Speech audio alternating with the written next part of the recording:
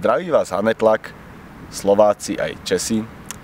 V podvečer v skateparku v Poprade kdesi, kde nasrali skejťákov jedným zvláštnym gestom, keď potiahli skateové prekážky plastom.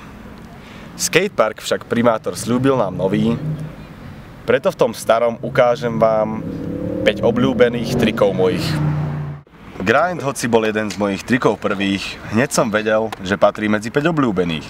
Hoci po kalbách zvykne byť problémom prejsť v ňom hoci len kradučkým railom.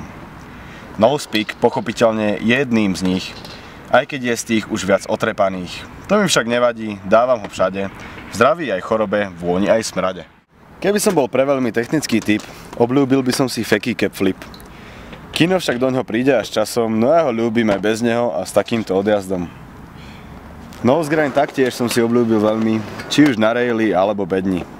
Táto trápna básnička však lezie mi na nervy, preto sa posledným trikom už zakončí. Ako sa volá, to však ja neviem a popravde na to úplne seriem. Boneless do feky a to celé opačne, došli mi rímy, tak prosím prepáčte. Nuž dúfam, že si video užil, Shakespeare zo mňa nebude, aspoň som to skúsil.